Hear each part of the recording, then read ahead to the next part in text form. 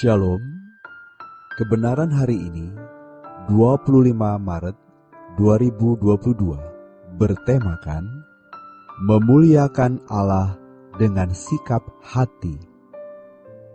Satu hal yang harus kita imani adalah Allah yang disembah oleh Musa adalah Allah yang hadir dan ada di bumi yang sama, di bumi di mana Musa pernah hidup.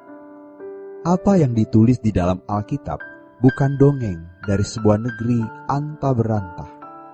Bukan seperti cerita dongeng yang ditulis oleh H.C. Andersen atau penulis buku-buku fiksi lainnya. Alkitab ditulis oleh orang-orang yang mengalami Tuhan dengan pimpinan Roh Kudus. Maka di tengah-tengah banyaknya tekanan berat yang mereka alami, yang kita alami dalam hidup ini, kita tetap memiliki prinsip, yaitu diam, mengandalkan Tuhan, dan menjaga kesucian. Kesucian pikiran, kesucian perkataan, kesucian seluruh aspek hidup.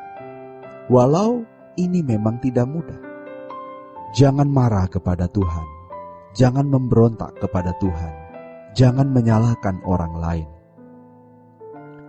Jadi kalau kita menghadapi masalah dengan orang tua, anak, pasangan hidup, rekan sekerja, atasan di kantor, atau bawahan, baiklah kita berprinsip begini: kalau Tuhan mengizinkan semua itu terjadi, siapa kita yang bisa melawan dan mempertanyakan mengapa? Hal itu akan membuat kita menerima apapun yang terjadi, sehingga dengan pikiran jernih kita bisa mengambil hikmah pelajaran rohani, pendewasaan yang Tuhan kerjakan di dalam hidup kita.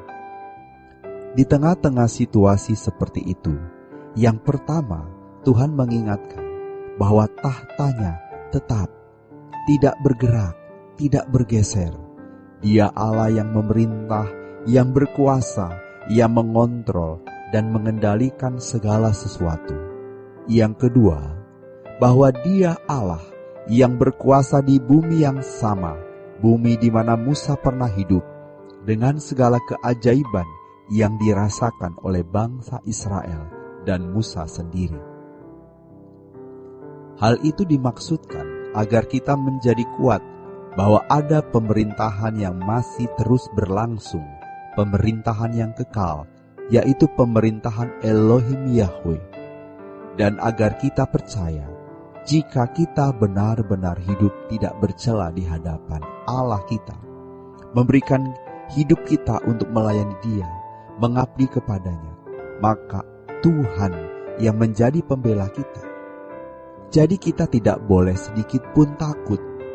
Kalau ada ketakutan atau kekhawatiran, itu menunjukkan bahwa kita tidak mempercayai Dia. Kalau Dia ada, kita percaya Dia menyertai kita. Allah kita kuat. Jangan ada sedikit pun ketakutan atau kekhawatiran. Memang sebagai manusia bisa muncul ketakutan dan kekhawatiran dalam menghadapi dunia kita hari ini, menghadapi hari esok. Tetapi percayalah bahwa Dia hidup, Dia hadir, dan Dia berkuasa. Muliakanlah Allah dengan sikap hatimu. Mari kita muliakan Allah dengan sikap hati kita dan percaya bahwa Dia menyertai kita. Apapun yang terjadi, itu semua dalam kontrol Allah yang hidup.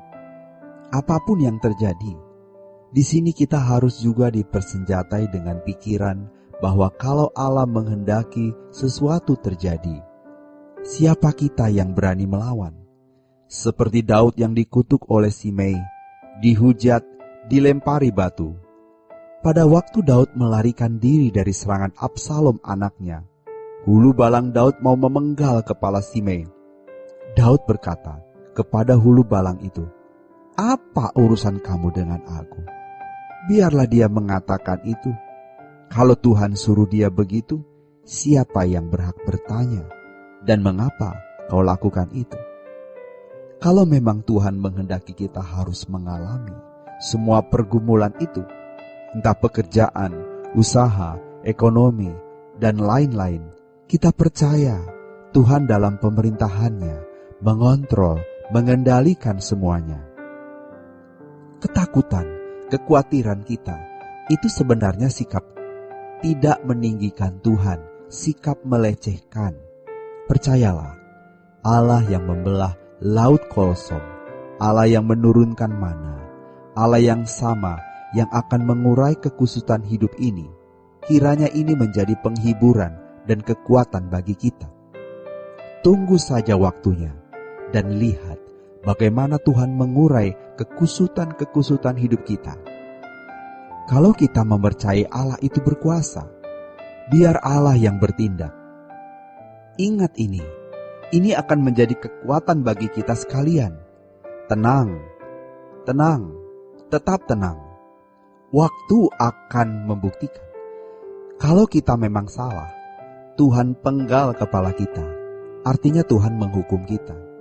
Dipenggal ketenangan hidup kita, ekonomi, karir, dan lainnya. Tetapi semua itu merupakan cara Allah untuk membuat kita lebih baik, lebih merindukan kerajaan surga dan hidup suci.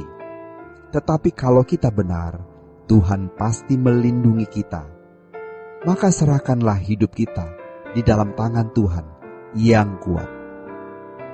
Demikianlah kebenaran hari ini. Kiranya Tuhan Yesus memberkati. Sola Gracia.